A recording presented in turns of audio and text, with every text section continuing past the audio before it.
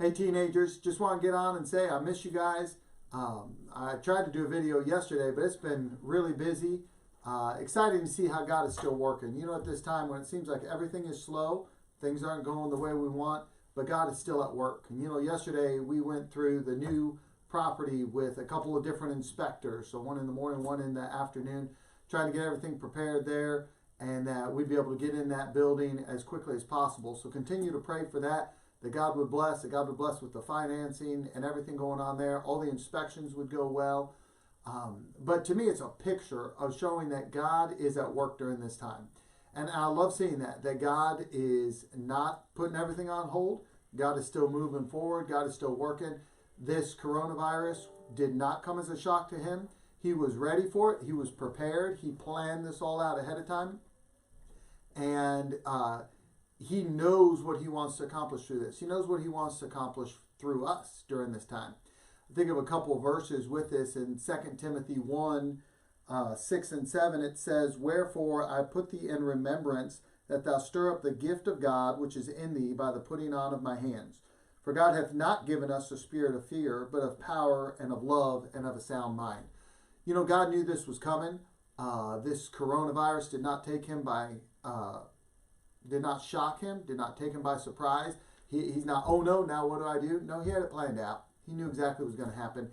And his plans for us did not come as a surprise during this. As God looked down and he said, I'm going to send this coronavirus. This is going to come along. I already have plans made out for you, for me, on what he wants done. And, you know, as I look at that, the plans that God has for us, that we have to prepare ourselves. You know, that verse says, "Wherefore I put thee in remembrance that thou stir up the gift of God." You know, there are times we have to be reminded. Paul was talking to Timothy and he says, "I put thee in remembrance." Remember the call you have. Why? Because there's things that come along that distract us. This coronavirus can be one of those. It can distract us from the things God has called us to do. It can throw everything in a whirl where we're looking and saying, how can I get this done? What can I do? I can't do the things that I typically would do. I can't serve the Lord like I typically would. And Paul's putting them in remembrance. Hey, remember the call. It doesn't matter the situation that comes. Remember the call God has on you. And we have to remember that. It's easy during this time to, man, I've got schoolwork I got to get done and get through that and say, man, I've got some freedom. I can't go out somewhere, but maybe I have a little more freedom around the house. I got a movie I want to watch. I got a video game I want to play. I've got a book I want to read. I've got some stuff I want to do, and get focused on that stuff. Don't let that come in the way of you spending time with God. And Paul says, I'm putting you in remembrance. Remember God. Remember the call God has on you. Remember to accomplish things for God. Don't get caught up in just saying, oh, I can't do what I would regularly do, and so I'm not going to do anything. No, God still has a call. What is that God wants us to do? And to remember that. Then he said that thou stir up the gift of God. That makes me think that there are times that if I'm not careful, everything settles down and I'm not ready to keep serving God. And I just put it on the back burner and I forget about it. The other day, we were having salad at the house. I know you think I need to have a little more of that salad and a little less of the treats. Don't worry, I had ice cream afterwards as well. But we had some salad and we got it out, and my wife brought out a new bottle of salad dressing. And it was like a raspberry vinaigrette or something like that. I don't know. It was a vinaigrette one.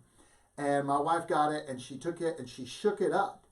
And then she went to open it and pour it. And I was like, wait, don't pour that yet. Don't pour that yet. She's like, what? I was like, you got to shake that up. And she goes, I did. I was like, no, you didn't shake it up enough. And you could still see the oil on the top and the salad dressing underneath. And here's the thing. She could have just put some of that on and it would have just been oil. Would not have tasted very good. But as we shook that up and stirred it up and put it on, we got the full flavor. And that's what I wanted. I wanted everything I could get out of that salad dressing, because if I'm going to eat salad, I want everything I can get out of it. And so we shook it up really good. We stirred it up because everything had settled. And if we're not careful in our life, we allow everything to settle. Hey, we're in this new time. I can't reach out like I typically would. I can't go visitation on Wednesday afternoon. We're not having the youth service. Hey, we're not going down to the nursing home to sing and preach down there. I can't minister that way. I can't minister on the bus. I just can't do this. And we just settle in on just doing whatever. And Paul's saying, no, stir up that gift. Stir it up. Find a way. Hey, this coronavirus, it shakes things up to some extent. But if we're not careful, we just settle back in. And no, stir that up. Stir it up and say, okay, God, you have a call for me. You want me to reach others. You have something you want me to do. I'm to be an encouragement. I'm to edify other believers. I'm to reach out to the lost. How do I do that during this time? Lord, show me something. Show me what you want me to do. Maybe it's looking at one of the teenagers who's been coming to church and saying, man, I'm going to send them a text, or I'm going to message them on Facebook or on Instagram. I'm going to do something to try and be an encouragement to them. You say, well, Pastor Adam, I don't have their numbers, or hit me up with it. Send me a text, say, hey, I was thinking about so-and-so. Do you have a number I could text them, or I could reach out to them? But ask God, God, stir up in me. Show me, how can I fulfill your will? Lord, this coronavirus didn't take you by surprise. You knew what was coming. You have a plan for me. You have something you want me to do during this. Lord, show that to me. Stir that up in me so that I can go out there and complete that. I think of verse 7 where it says, God hath not given us a spirit of fear, but of power and of love and of a sound mind. You know what? When others around are afraid, we need to go out with power and love and of a sound mind. And I'm not talking about doing something stupid. I'm not talking about being careless. We want to make sure we're doing something that God wants us to do. But as God calls us to do something, we need to make sure we accomplish that and not let fear or something else hold us back. And so really praying, God, stir up in me so that I can accomplish your will. When I think of times when God has come through in a mighty way throughout the Bible, a lot of those times were during hard times. I think of in Genesis with Joseph, as Joseph was there, and talk about someone who was going through a hard time. His brothers sold him into slavery. He works his way up in Potiphar's house. Potiphar's wife lies about him. He gets thrown in jail. And then he's working himself up in there. He tells a dream to the butler and the baker, says, remember me, and they forget. And here he is, talk about someone who has every excuse to be totally discouraged, every excuse to be afraid that no matter what he does, he's going to get knocked down again. And yet, what is Joseph doing?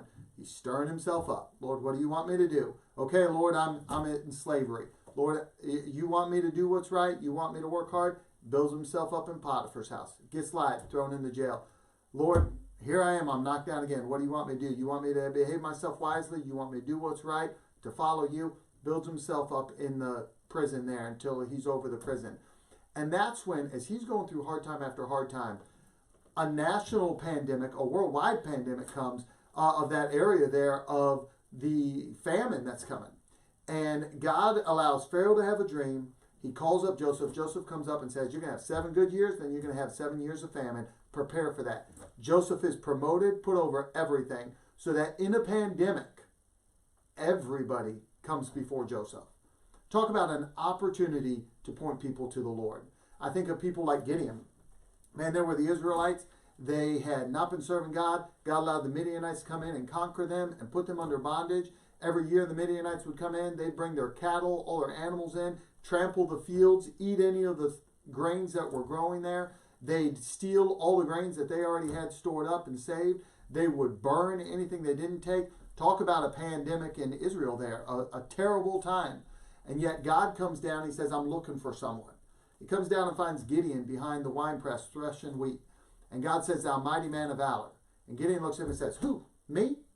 I love what he says in the book of Judges. He says, my family is poor in Manasseh, and I'm in the least of my father's house. Man, I'm a nobody. And yet God called him a mighty man of valor. And you know what Gideon did?